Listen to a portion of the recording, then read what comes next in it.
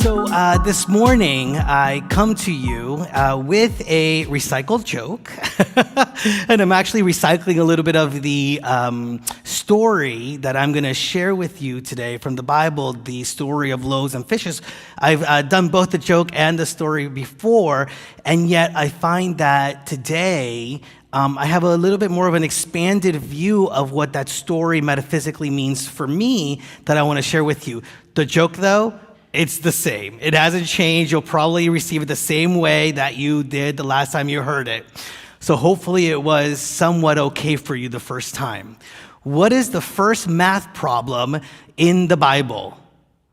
When God told Adam and Eve to go forth and multiply. Right. I bet you remembered that gem. But actually, I remember that the last time I shared that with you, I didn't talk more about Adam and Eve. And as I sit with the idea of loaves and fishes and abundance and prosperity in our lives, I realize that there's a lot in the story of Adam and Eve and the Garden of Eden that is there for us. Because, one of the things that I love about Unity is the way in which we look at the Bible through the metaphysical lens, asking the question, how is that story representative of something that is going on within me, and how can I grow through this understanding? And so I think about the fall, right, of man, as we call it, when God kicked Adam and Eve out of the Garden of Eden. But I realize that actually Adam and Eve, they themselves sort of set it up, right? And the fall of man actually didn't happen once they were kicked out. It happened the moment that they saw themselves differently.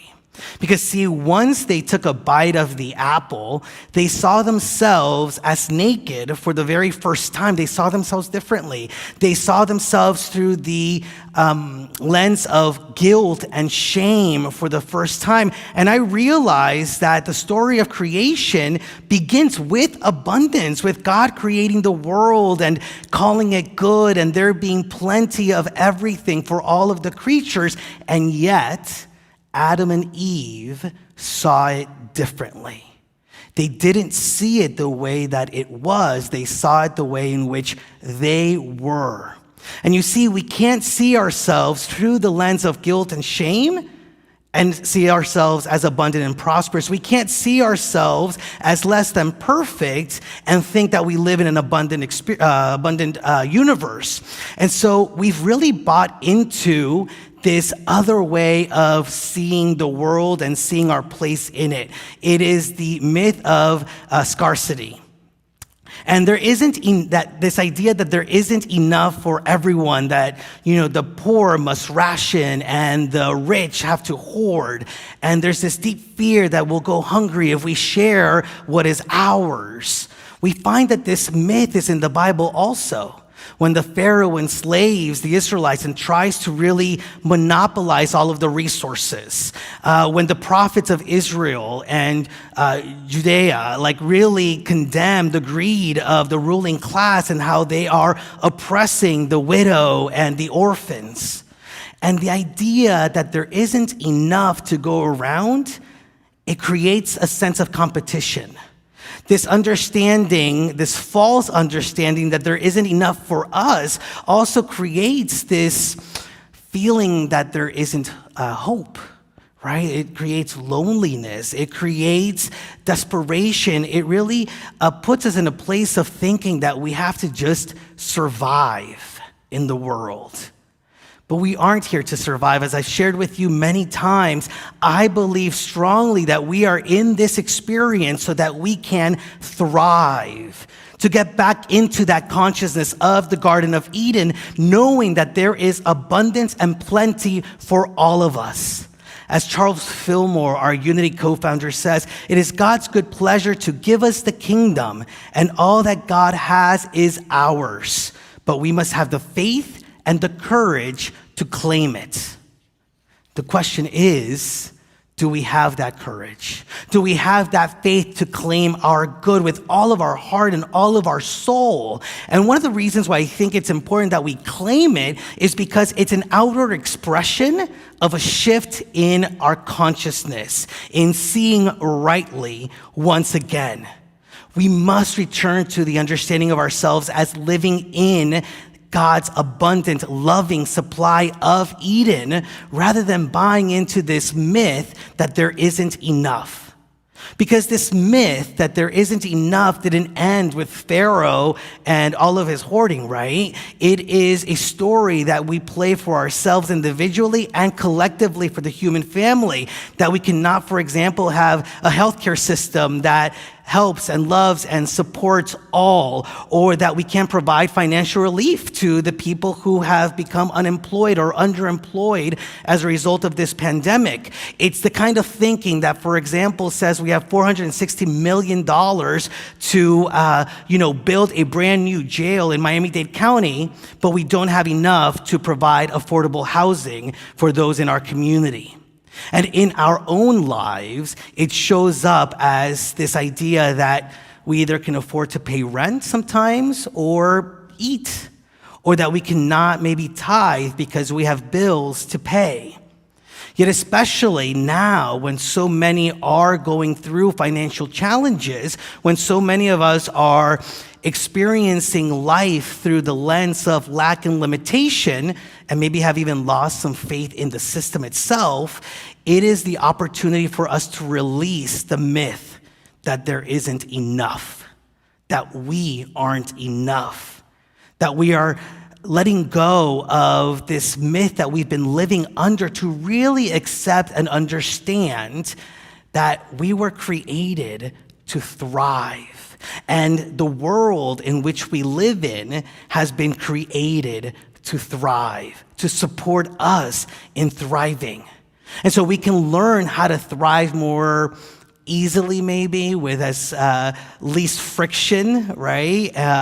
If we maybe look into the story of the loaves and the fish.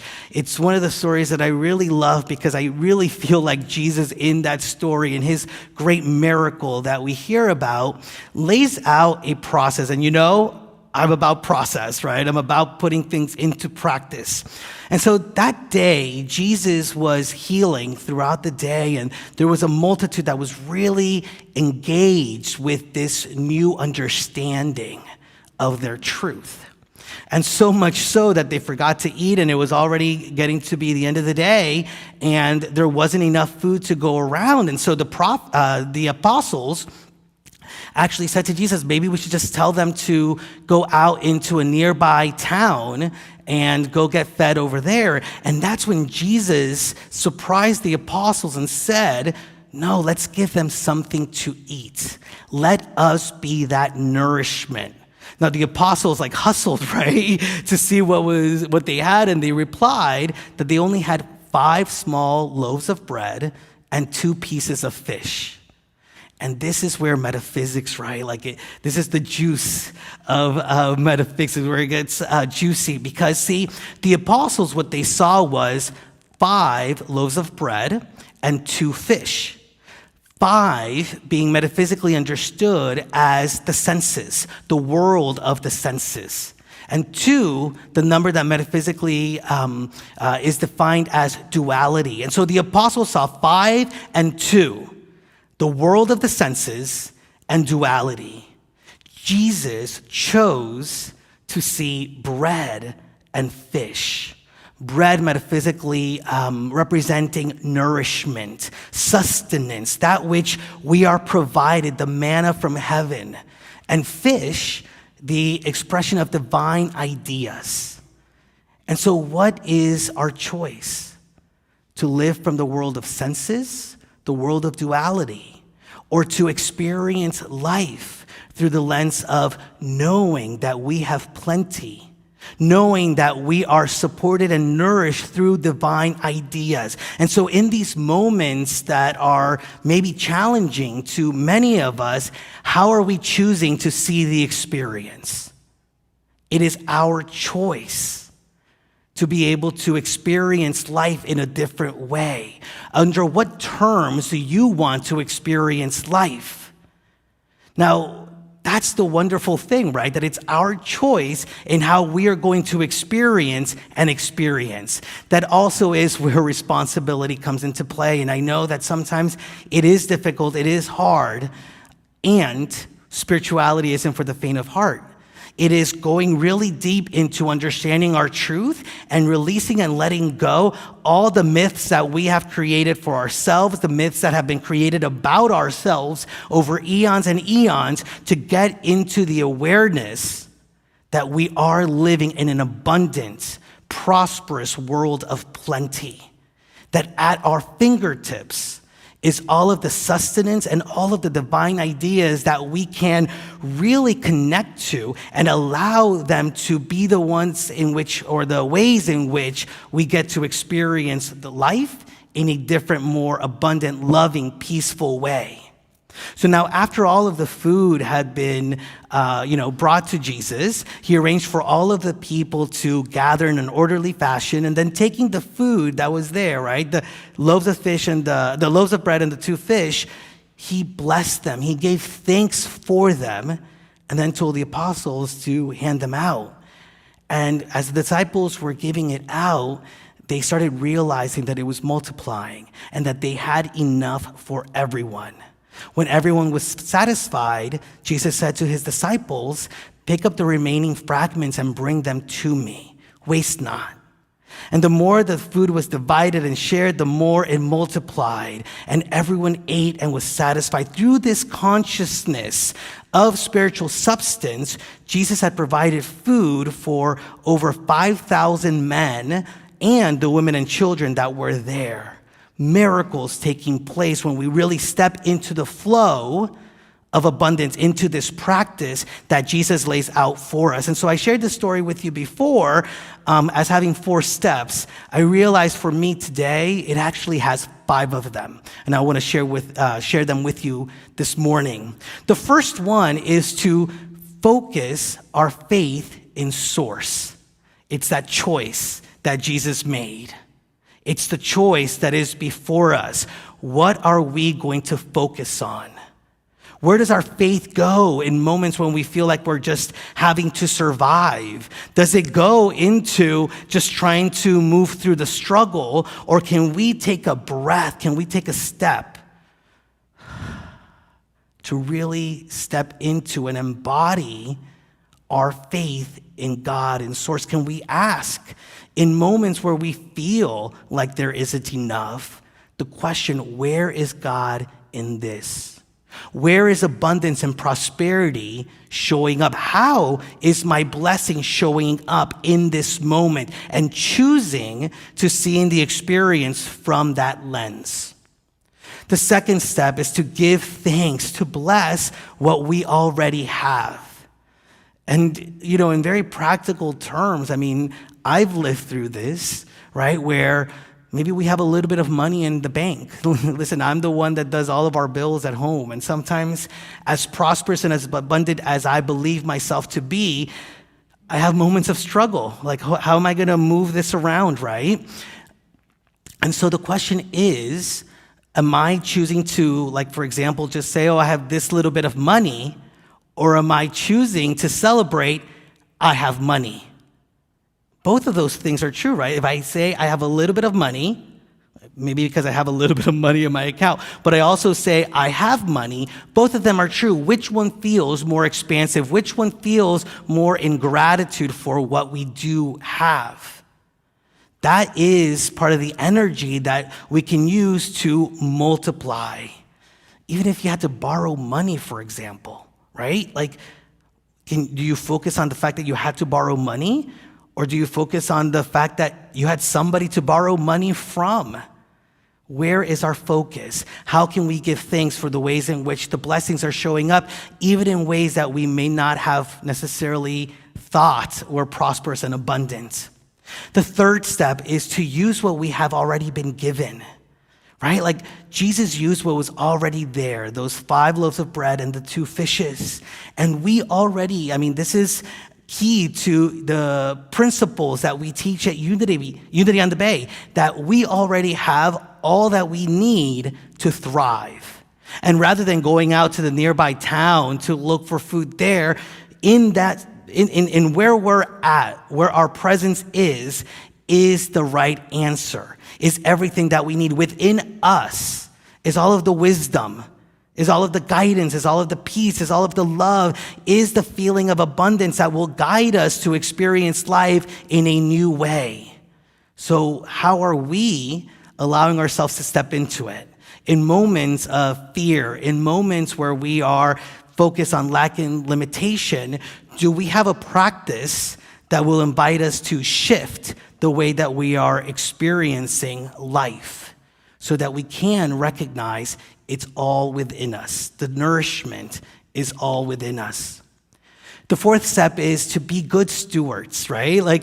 So Jesus said, whatever is left, bring it back, don't waste not, right? And for me, that's really about recognizing that nothing is lost, that we can be good stewards of what we have been given, to not throw pearls before swine, for example, and use what we have been given in a way that empowers us, in a way that really allows us to boldly step into an awareness of the Garden of Eden that is our life when we see rightly. It's putting things into circulation. So many people maybe that are finding themselves in challenges or struggles, there are ways in which you can move the energy, things that you may not be using, give them away, move them around, right? Look at what you have and make sure that you aren't wasting the resources. And then the fifth one, which is the one that really sits with me the most today, is about being generous. 5 loaves of bread and 2 fishes, I bet would have gone a long way to feed Jesus and the apostles. But it wasn't just about Jesus and the apostles. It was about everyone. It was about the community. And so how are you being generous in moments where you feel constricted? How can you shift your consciousness, shift your awareness in a way that recognizes that you do have a way of being a blessing into the world? Whether that is, continuing to tithe, even when bills need to get paid. I remember, and I've shared this story with you before, my husband, he was moving into a new job as we were moving into our brand new home, actually. And he got a phone call saying that his new job actually was not going to start for another 6 months. And he had already left the old one. And in that moment, I said, you know what? This is a moment of continuing to be generous. So I know that our finances, our money that was going to be coming in was going to be half of what we were used to. And I said, I don't want it to constrict the ways in which we are generous with our money. And so I want to make sure that you are okay with continuing to tithe, to give of what we do receive. And sure enough, we continue to do it. It was challenging at some points, it wasn't so easy. And we continue to be generous. And 3 months later, he actually got another job that paid 3 times the amount that he was going to get paid in that job that got pushed back. And that reminds me of Malachi 3, verse 10, the second part of that verse that says, "Put me to the test, says the Lord of hosts. See if I will not open the windows of heaven for you and pour down for you an overflowing blessing."